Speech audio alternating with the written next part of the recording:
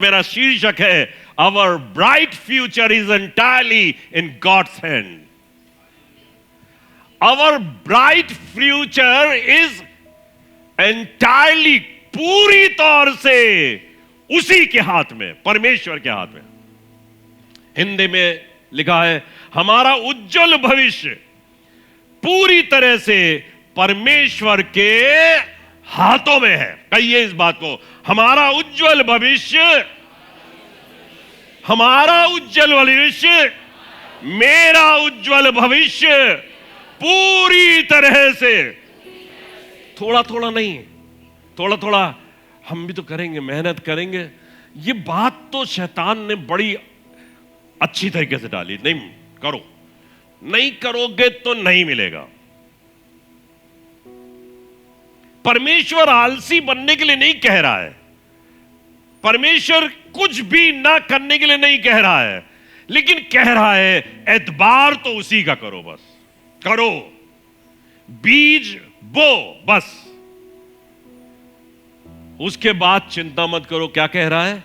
और इसका बढ़ाने वाला, फल देने वाला मैं हूं। हम तो उसको, बीज को भी जब अंकुर निकलता है उसे भी खींचने की कोशिश करते हैं, खींच खींच के बड़ा करो। और रोज अगर बस चले तो उसके फल को भी नोच लें, उसके अंदर निकल आए जल्दी से फल। नहीं, कई बार सालों साल हो जाते हैं, कुछ फल नहीं आता, कोई फल नहीं आता। रोज हर साल मौसम के समय में देखते हैं फल नहीं है। कौन देगा फल? तब निगाहें आसमान की ओर, खुदा बाप फल तो तू ही देता है। ये बात पहले क्यों नहीं याद थी? क्यों भूल गए थे कि फल तो वही देता है? उसके ऊपर विश्वास करने की आवश्यकता है। और उसने हमारे भविष्य के लिए बड़ी योजनाओं को बनाए, बड़ी योजना, कहिए बड़ी योजनाओं को, बड़ी योजनाओं को। कौन कौन चाहता छोटा बन के रह जाए, निरंकुश बन के रह जाए, दिखने वाला ना हो? हर चाहता मैं आलिम और फाजिल बनूं, ऊंचाई पे बैठूं, तख्त नशीन हूं। और मैंने कहा है असेंबली बिलीवर्स बचपन की, तुम विश्वास करो। विश्वास किस पे विश्वास करो? यीशु पर विश्वास करो, परम प्रधान की पे विश्वास करो, भजन संहिता 91 पहले पद पर विश्वास करो। मैंने लिखा God has planned my future, God has planned my future and that is what is best for me, that is what is best for me. उसने जो प्लान बनाए हैं वो मेरे जीवन के लिए सर्वश्रेष्ठ हैं। मैंने लिखा है we should accept God's plan for our better future. We should accept, क्या मतलब है? हमको ग्रहण करना है खुशी के साथ। किस चीज को? जो कुछ खुदा ने ठहराया है। क्योंकि खुदा जो है वो हर एक के लिए अच्छा कर रहा है, वो बुरा करता ही नहीं। दुनिया तो दुश्मन थी और दुश्मन है और आगे भी दुश्मन रहेगी। आप सोचो, परमेश्वर बहुत अच्छा, अब दुश्मनी खत्म, आज से कोई दुश्मन नहीं है, दुश्मन रहेगा। तभी तो मौका मिलेगा कि वो दुश्मनों के रूबरू तुम्हारे लिए दस्तरखान, तभी तो मिलेगा। दुश्मन ही नहीं, कहां बिठाएं वो भी, खुदा बाप भी कह रहा है यार इसका कोई दुश्मन ही नहीं है, और मैं दस्तरखान बिछाना चाह रहा हूं, ये मेरी बात है और मैं अपने बात का कायम हूं। मैं दुश्मनों के सामने बिछाता हूं, इसका दुश्मन है ही नहीं, इसलिए तुम दस्तरखान में नहीं बिछेगे, जाओ तुम्हारे लिए। तो दुश्मन रहेंगे, हैं? दुश्मन कौन है? शैतान है, लोग हैं, दुनिया है, दोस्त है, रिश्तेदार हैं, पड़ोसी हैं, घर वाले हैं। दुश्मन रहेंगे। दुश्मन, word is our enemy and always will be. हमने लिखा है इसको, दुनिया दुश्मन है क्योंकि दुनिया का बादशाह शैतान है। कहां तुम चक्कर में पड़ गए? दुनिया दुश्मन रहेगी, लोग दुश्मन रहेंगे, बड़े आलिम और फाजिल और आला मकानों में बैठे हुए लोग आपके दुश्मन रहेंगे, आपको यातनाएं देने की कोशिश करेंगे। लेकिन सब बातों को याद रख लीजिएगा, चाहे वो डैनियल की हो, चाहे सदरक मेशक अबेदनगो की हो, चाहे पतरस यूहन्ना याकूब की हो, चाहे पौलुस की हो, स्तिफनुस की हो, याद करिएगा इनको और कहिएगा खुदा दुश्मन दुश्मनी करेगा लेकिन तू वहां पे भी मेरा सहारा बन जाएगा, उस जगह पे भी तू मेरा सहारा होगा। शेरों के मुंह बंद होंगे, आग्नि की ज्वाला खत्म हो जाएगी और दरिया तुझे डुबा ना सकेगी और पहाड़ तुझे छुपा ना सकेंगे, कोई नहीं। और दुश्मनी के बीच में भी दरोगा कूद के कहेगा, ऐ साहिबो, हम उद्धार पाने के लिए इस दुनिया में तुम्हें कष्ट होते हैं और होंगे। मैंने लिखा है the word is our enemy and always will be. यूहन्ना रचित सुसमाचार उसका 15वां अध्याय और उसके 19वें पद में लिखा हुआ है, यदि तुम संसार के होते तो संसार अपनों से प्रीत रखता। दुश्मन का दुश्मन दोस्त होता है। क्या होता है? दुश्मन का दुश्मन दोस्त होता है। तो अगर तुम संसार के होते तो संसार तुमसे प्रीति रखता, परंतु इस कारण कि तुम संसार के नहीं वरन मैंने तुम्हें संसार में से, ये बात वजनदार है, ये बात वजनदार है, ये इतनी हल्की नहीं है। ये खुदा कह रहा है, यीशु कह रहा है कि वरन मैंने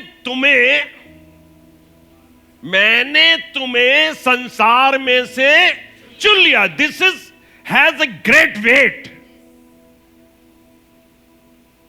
हम असल में हकीकत ये सच्चाई है, हम खुदा को भी नहीं समझ पाए। खुदा है कौन यार? हमें मालूम हमारे पापा है, हमारा आदमी है, बहुत शक्तिशाली है, उसके एफर्ट्स ऑफ सोर्स बहुत अच्छे हैं। हमारे लिए सच बता रहे हैं, खुदा से भी बढ़कर हमारा भाई है, हमारा बाप है, हमारा आदमी है, हमारी औरत है।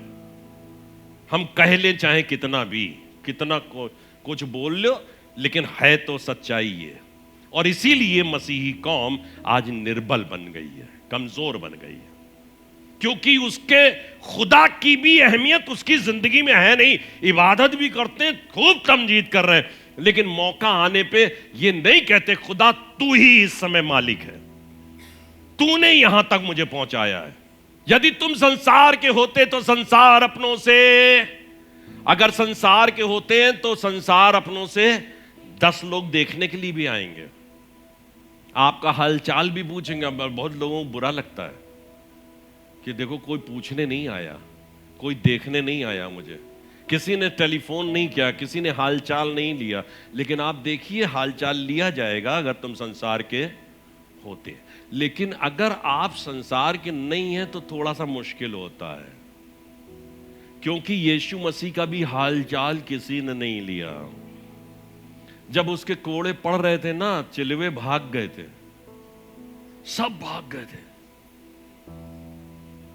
जितनों ने उससे चंगाई हासिल करी थी, एक को नजर नहीं आया, थे वहीं कहीं इधर उधर। लेकिन आप सच बता रहा हूं, क्योंकि तुम संसार के नहीं हो इसलिए तुम्हें पूछा नहीं जा रहा है। लेकिन सेटिस्फाई होना और खुश रहना और आनंदित होना, क्योंकि खुदा तुम्हारे पक्ष में है। यूहन्ना 16:33, मैंने ये सब बातें तुमसे इसलिए कही कि तुम्हें मुझ में शांति मिले। ये जो मैं बातें आज कर रहा हूं ना, आपके मन को यीशु के पास ले जाकर उसी के ऊपर केंद्रित कर देना चाहता हूं, ताकि तुम्हें यीशु में शांति मिले। कई बार हम शांति दाता बन जाते हैं, हर चीज में आदर महिमा उसको मिले। लिखा है, मैंने ये बातें तुमसे इसलिए कही तुम्हें मुझ में शांति में, संसार में तुम्हें क्लेश होता है, संसार में तुम्हें। तो मैंने लिखा है कि ये मत समझना कि तकलीफें यीशु के साथ चलने में नहीं आएंगी। संसार में तुम्हें क्लेश होता है, किसके लिए लिखा है? हमारे और आपके लिए। संसार में तुम्हें क्लेश होता है, लेकिन ढाढ़स बांधो, खातिर जमा रखो, मैंने संसार को, तसल्ली रखो। यहां पे तुम सराय की तरह कुछ साल रहने के लिए आए हो, अपने सफर को ईमानदारी के साथ पूरा करो, वफादारी और झूठ को, फरेब को छोड़ करके ईमान से खुदा के पीछे हो लो। मैंने संसार को जीत लिया है। खुदा ने आपके सारी चीजों को आपके ऊपर से हटा देने का फैसला ले लिया है। There is a best and better future for you. आपके लिए भविष्य बहुत अच्छा है। मैंने इस बात को ग्रहण किया, मेरा भविष्य बहुत अच्छा है, आपका भविष्य बहुत अच्छा है, लेकिन आप अपने भविष्य को उसके हाथ में सौंपो तो सही। ये मत सोचो कि तुम प्राइम मिनिस्टर बने जा रहे हो, लेकिन जैसे भी हो तुम्हारा कल बहुत अच्छा है। और ये मैंने लिखा है, ये डिपेंड करता है हमारी रिलेशनशिप के ऊपर। हमारा भविष्य बहुत अच्छा है, ये डिपेंड करता है हमारी रिलेशनशिप पर। आपका एतबार आपके खुदा पर कैसा है? क्योंकि जो कुछ खुदा आपको दे, मैंने पिछली बार जब प्रीच किया था मैंने कहा रिसीव करना पड़ता है, तब हम देने लायक बन जाते हैं, है ना? पहले receive, first you receive and then give, उसके बाद गिव। तो हमारा रिलेशन सबसे पहले अपने खुदा के साथ, हमारा रिलेशन खुदा के साथ सबसे बाद में होता है। पहले हम अपने रिलेशन बनाते हैं, सबको ठीक, बहुत अच्छा, आज बिल्कुल कोई बीमारी नहीं, तो आओ बाइबल पढ़ें और आज आप दुआ करें। जो रिलेशन आप बनाओगे अपने खुदा से वही पाओगे, उसका ही अजर पाओगे, वो मिलेगा तुमको। तुमने जितनी दूरी अपने खुदा से बनाई, उतनी दूरी खुदा की बरकत भी आपसे हो जाएगी। मैंने कहा it is based on faith in divine Providence. Hindi में है, ये ईश्वरी विधान है, ईश्वरी बरकत है, ईश्वरी गिफ्ट है, और ईश्वर की ही दी हुई बुद्धि है, विजडम है। जब ये विजडम परमेश्वर की ओर से, देखिए ध्यान देके सुनिएगा, कि सुलेमान दाऊद का बेटा था। दाऊद एक अच्छा बादशाह था, परमेश्वर के हृदय के करीब था, और परमेश्वर ने उसे एक पुत्र दिया था जो दाऊद की गद्दी पर विराजमान हो और परमेश्वर के भवन को बनाए। लेकिन उसके बावजूद भी सुलेमान अपने खुदा से कहता, खुदा बाप, मैं तो अपने लोगों के सामने आना जाना भी बेवकूफ थे, अकल नहीं है तुम्हारे पास। हम अपने बच्चे को ऐसे ही कहते हैं ना, समझ नहीं है तुमको, कैसे उठना कैसे बैठना। हाँ, नहीं है, वो गलत नहीं कह रहा है, ये विजडम वो देगा, ये वो देगा। सुलेमान ने उस विजडम को खुदा से हासिल किया, और तब जो भी निर्णय वो लेता था वो लोगों को अचंभित कर देते। क्या हुआ, क्या बात है, मुझे आना जाना भी नहीं आता, मैं इतनी बड़ी प्रजा का न्याय कैसे करूंगा, मुझे नहीं मालूम। खुदा से कह रहा है, और खुदा ने चुना है। आप में से भी बहुतों को खुदा ने चुना है, खुदा ने बुलाया है, लेकिन उसके बावजूद खुदा से कहने की जरूरत है, खुदा बाप मुझे तेरी बुद्धि चाहिए। खुदा आपसे मोहब्बत करता है, लेकिन उससे कहिए मुझे बुद्धि चाहिए, मुझे तेरा अलौकिक स्वरूप देखने की तमन्ना है। आगे लिखा है मैंने, और उसके उस प्रेम से वशीभूत हो जाइए जो प्रेम उसने किया। आपका प्रेम कितना है अपने खुदा से? How much do you love him? How much? परमेश्वर के लिए लिखा है कि उसने जगत से इतना प्रेम किया कि अपना इकलौता बेटा दे दिया। आप और हम कितना प्यार करते हैं। यूहन्ना रचित सुसमाचार या करंथियों की पत्री में चैप्टर के चैप्टर मोहब्बत में भरे हुए हैं। मोहब्बत मोहब्बत, तुम मोहब्बत के सिवा किसी बात में भी किसी से कर्जदार न रहना, तो तुमने खुदा से कितनी मोहब्बत की है। ये अलौकिक दैवी प्रोविडेंस है, ये उसकी गिफ्ट है आपके लिए। आज अगर आप और हम उस गिफ्ट से नवाजे नहीं जा रहे हैं, तो आज का दिन है कि पूरा एतबार अपने भविष्य का अपने खुदा पे कर लीजिए, आपकी चीजें निर्धारित हो जाएंगे। खुदा से बहुत मोहब्बत कीजिए। कितनी मोहब्बत कीजिए? बहुत। आदमी को बुरा लग जाएगा, लग जाने दीजिए, कह दीजिए उससे, मैं तुमसे ज्यादा अपने खुदा से प्यार करती हूं। पत्नी से कह दीजिए, बहुत प्यारी होगी ना, तुम बहुत खूबसूरत हो, लेकिन मैं तुमसे ज्यादा अपने खुदा को प्यार करता हूं। और ये करके दिखाइए। क्या करके पता चल जाना चाहिए कि ये खुदा का जन है, ये खुदा की जन है। पता चलना चाहिए। आदमी को एहसास दिलाइए, औरत को एहसास दिलाइए कि मेरे लिए खुदा उत्तम है, श्रेष्ठ है। एहसास दिलाइए। It is based on faith in divine providence, wisdom and मैंने लिखा है अनवेवरिंग लव। कैसा लव? अनवेवरिंग मतलब अटूट। लहरें उठती हैं, बैठती हैं, हमारी लहर ऐसी है जो एक सी चले, निरंतर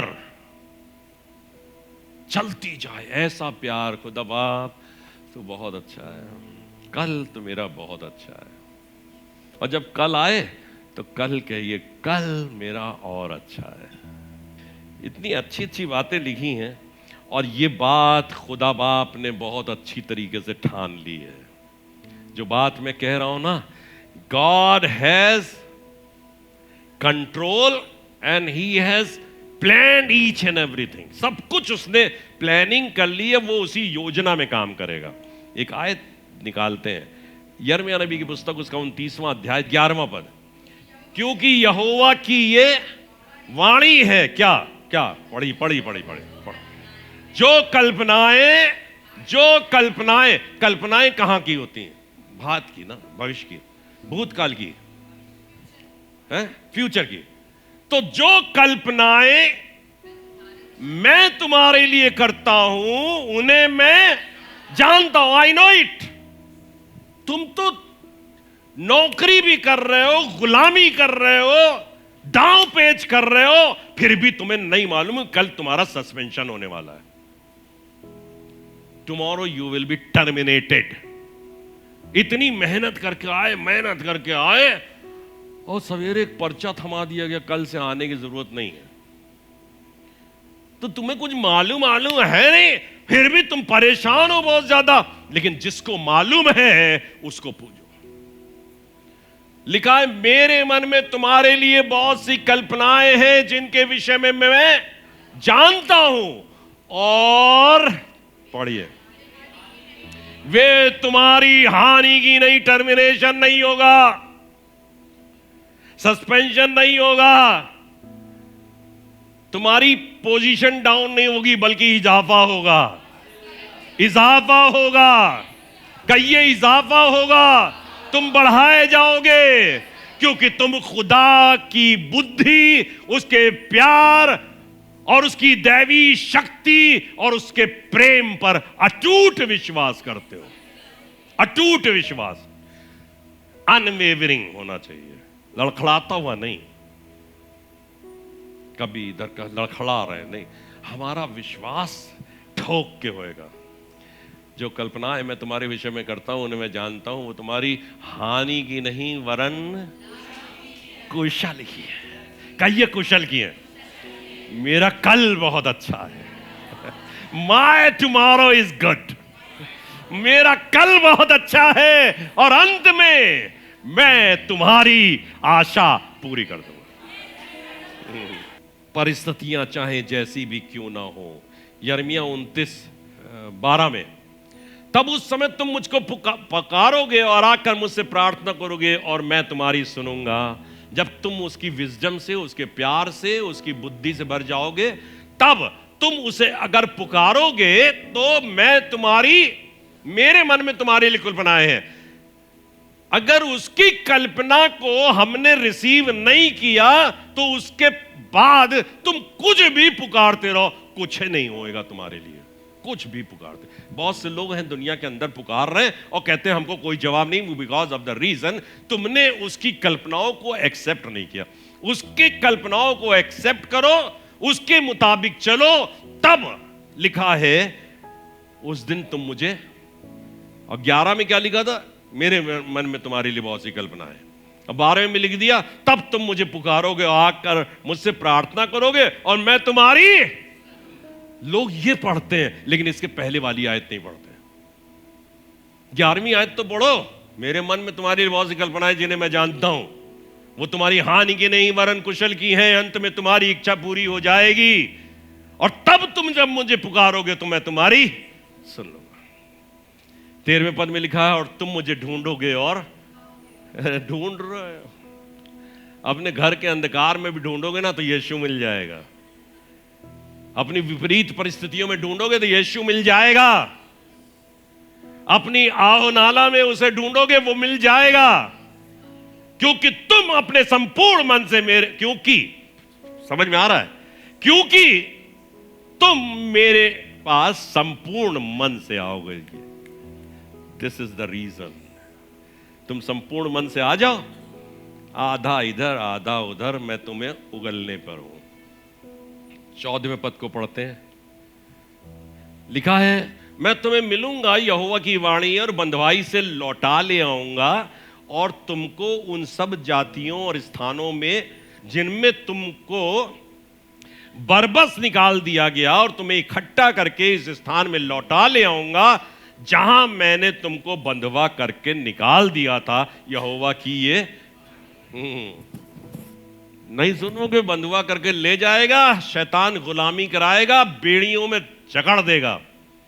जो लोग कहते नहीं आने वाले समय में ऐसा ऐसा होगा, क्योंकि तुमने यीशु पर भरोसा नहीं किया। ये तुम्हारे साथ होगा, लेकिन खुदा कह रहा है अगर तुम मुझ पर विश्वास करोगे तो मैं तुमको बंधवाई में से भी निकाल लाऊंगा, वहां से निकाल लाऊंगा। क्या लिखा है?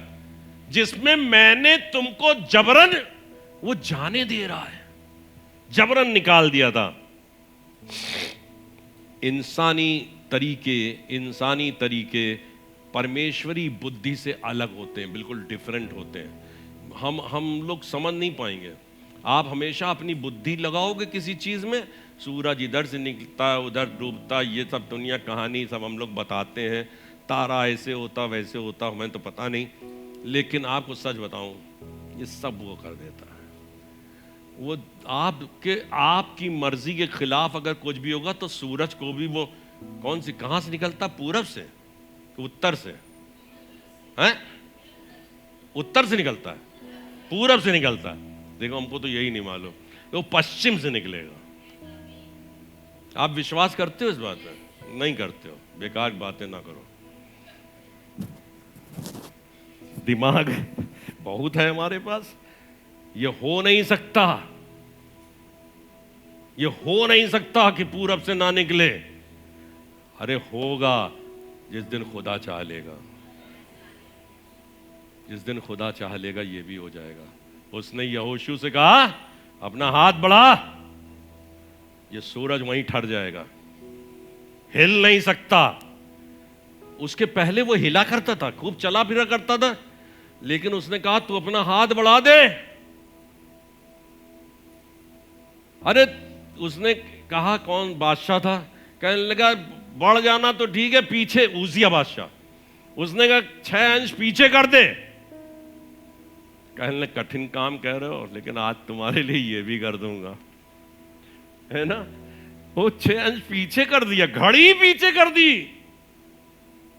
ये कहिए खुदा कर सकता है।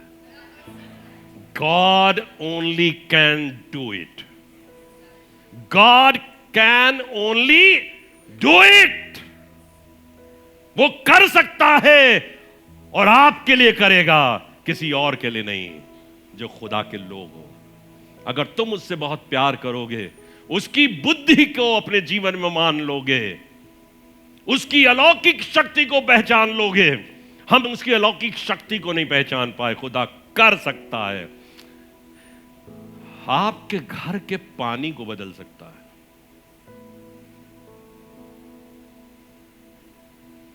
आपके घर के पानी को बदल सकता है। गंदा पानी आ रहा आजकल, बदल सकता है। आपकी रोड बनवा सकता है, सिर्फ कहो उससे। उस प्रेम में जाकर आप देखिएगा, नगर निगम के सारी ब्रिगेड लग जाएगी, आज तो इसी रोड को बनाएंगे। लेकिन हमें भी बार बार यही विश्वास, नगर निगम वाले निगम्मे होते हैं, ये एक को नहीं बनाएगा। हम लोग सब कहते ही इसी बात को, सब निकम्मे, सब निकम्मे। ये बनाते ही लीपते पोतते हैं। अरे आप कहो, आपका खुदा आपकी सुनता है। वो उनको मुर्गा बना के करवा देगा। कुकड़ू को बुलवाएगा, कहेगा रोड बनाओ, रोड बनाओ। हमारी घर के सामने लाइट नहीं थी, हमने बहुत रिक्वेस्ट करी इधर उधर। एक बार गाड़ी आई ढेर सारी लाइटें रख करके, हमने सोचा आज तो लग जाएगी। जो लगवा रही थी लेडी, मैं उसके पीछे आगे पीछे बहुत देर घूमता रहा। मैंने कहा यहाँ लगा दो, तो उसने कहा अच्छा देखो क्या लग जाती। नहीं, वो कहता नहीं लग सकती, इस पे डंडा नहीं लगा। हमने डंडा कौन लगाएगा, तुम ही लगाओगे कि हम लगाएंगे डंडा? कह नहीं, डंडा लगा होता तो हम लाइट खोस देते। तो हम बड़े परेशान। हमने कहा देखो यार लाइट नहीं लगेगी, क्योंकि हम इसको ढूंढ रहे हैं, उसको ढूंढ रहे हैं। फिर हमने खुदा बाप से कहा खुदा बाप लाइट लगवा दो। खुदा बाप ने ऐसा सहारा निकाला, लाइट लग गई, सबकी बुझ गई, हमारी जलती रहती है।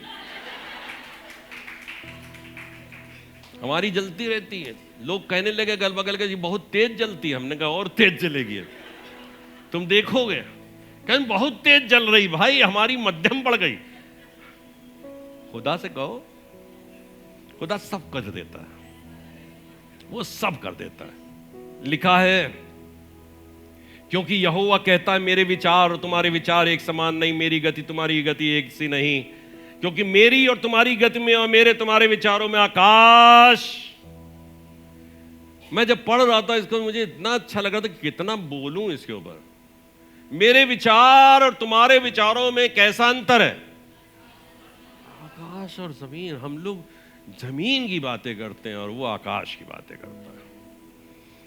जिस प्रकार वर्षा और हिम आकाश से गिरते हैं, वहां लौट नहीं जाते, वरन भूमि पर पड़कर उपज उपजाते हैं, जिससे बोने वालों को बीज और खाने वाले को रोटी मिलती है, उसी प्रकार मेरा वचन भी होगा जो मेरे मुख से निकलता है। वो व्यर्थ ठहर कर मेरे पास नहीं आएगा, परंतु जो मेरी इच्छा है उसे वो पूरा करेगा। जिस काम के लिए मैंने उसको भेजा है, उसे वो जिस काम के लिए वो भेजा है, उस परमेश्वर ने आपको आशीष देने की ठान ली है। ये वचन उसका है और उसके मुंह से निकला है। जिस प्रकार आकाश से वर्षा निकलकर वैसे ही वापस नहीं लौट जाती, मेरा वचन भी वापस बोने वाले के लिए बीज देगा, फसल देगा। कहिए देगा। नीति वचन का पुस्तक 16 अध्याय 9 पद, यहां लिखा, मनुष्य मन में अपने मार्ग पर विचार करता है। मनुष्य, नीति वचन 16:9, मनुष्य मन में अपने मार्ग पर विचार करता है, परंतु यहोवा ही उसके पैरों को। ये क्या था?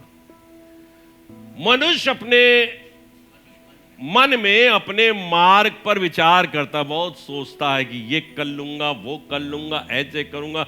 तिगड़म बहुत होती है, ऐसे कर लूंगा, ये बचा लूंगा, ये खर्च कर दूंगा। मनुष्य अपने मन में अपने मार्ग पर विचार करता है, परंतु यहोवा उसके पैरों को स्थिर करता है। पैरों को वो स्थिर करता है। हुआ क्या? ये बस एक एग्जाम्पल दे के, कहना बहुत चाह रहा था मैं, लेकिन एग्जाम्पल दे के खत्म करूंगा। परमेश्वर उसके पैरों को स्थिर करता है। यीशु मसीह मर गए, कब्र में चले गए, 3 दिन तक अता पता नहीं मिला उनका, ठीक है, पता नहीं कहां गए। तो ये चेले जो थे, चेले सोचने लगे गुरु तो गए, इन्हीं के चक्कर में हम 3.5 साल घूमते रहे, आगे पीछे आगे पीछे आगे पीछे, और गुरु निकल लिए। और ये तो दुनिया का दस्तूर है, जो मरने वाला है वो आता नहीं, ये सबको मालूम था। उससे पहले बहुत से लोग मर चुके थे, उनके खानदान में भी लोग मरे होंगे, मम्मी पापा कोई ना कोई मरे होंगे, लौटे नहीं तो ये भी गए। तो इन्होंने कहा अब एक काम करते हैं, यूहन्ना बुलाया, याकूब को बुलाया, अंद्रियास को बुलाया, कहें चलो यार मछली पकड़ते हैं। पहले मछली पकड़ते थे, ये फंसा के ले आए, कहने ले तू मेरे पीछे हो ले, और हम इनके चक्कर में 3.5 साल नाचे नाचे घूमते रहे। मनुष्य अपने मन में बहुत सी कल्पनाएं करता है, लेकिन परमेश्वर उसके पैरों को स्थिर करता है। तो ये कहने लगे हम जा रहे हैं मछली पकड़ेंगे। 3 दिन हो गए। जब ये मछली पकड़ रहे थे तो लिखा है यीशु वहां पर मौजूद हो गया। उसने पतरस को बुलाया, बाकी चीजों पर नहीं जा रहा हूं। उसने पतरस को बुलाया, पतरस से कहा क्या तू मुझसे प्यार करता है? क्या तू मुझसे प्यार करता? अभी तू इतनी बड़ी बड़ी बातें कर रहा था, मूर्ख बांग ना देगा, और ये वो क्या है, मैं तेरा इनकार नहीं करूंगा, लेकिन क्या तू मुझसे प्यार करता है? तो उसने कहा हाँ प्रभु मैं तुझसे प्यार करता हूं। तो उसने क्या कहा, मेरी भेड़ों को चरा, ये मैं तेरे पैरों को स्थिर करूंगा, मैंने तेरे लिए कल्पनाएं की हैं, तू उस मार्ग पर चलेगा, मेरी भेड़ों को चरा। उसने कहा क्या तू मुझसे प्यार करता है? हाँ प्रभु मैं तुझसे प्यार करता हूं, मेरे बर्रों को की रखवाली कर, you will be the shepherd, रखवाली करो। फिर कहा क्या तू मुझसे प्यार करता है? तो उसने कहा हाँ खुदा बाप मैं तुझसे प्यार करता। ये चक्कर क्या था, ये ऐसे क्यों बोल रहा था? इसलिए बोल रहा था क्योंकि उसे मालूम था प्यार आर्थ सब ठीक है, थोड़ी देर पहले इनकार भी हमने किया था, तो कैसे गुरु के मुंह का सामना करें? हम सामना नहीं करें। इसलिए प्रभु मैं तुमसे प्यार करता हूं, तुमको वही बात तो याद नहीं आ रही जो मरने से पहले हुई थी? तो उसने कहा मेरी भेड़ों को चरा, अब से तू मछलियों का नहीं वरन मनुष्यों का पकड़वाने वाला बनेगा। आप में से बहुत से लोगों से कह रहा हूं मैं, अगर कान में आपकी आवाज पड़ रही है, परमेश्वर आपसे प्यार करता है और आपका भविष्य बहुत सुंदर है। और एक आयत पढ़ लीजिए, मरकुस 16:20, ये पढ़ लीजिए, ये जिस्ट है उसका। क्या लिखा है? और उन्होंने निकलकर, तो लिखा और उन्होंने निकलकर हर जगह प्रचार किया, और प्रभु उनके साथ काम करता रहा, और उन चिन्हों के द्वारा जो साथ साथ होते थे वचन को दृढ़ करता रहा। आपके द्वारा यीशु की खिदमत की जाएगी, उसका प्रचार किया जाएगा, और इसको कोई रोक नहीं सकता, क्योंकि आपका भविष्य अति सुंदर है। Praise the Lord.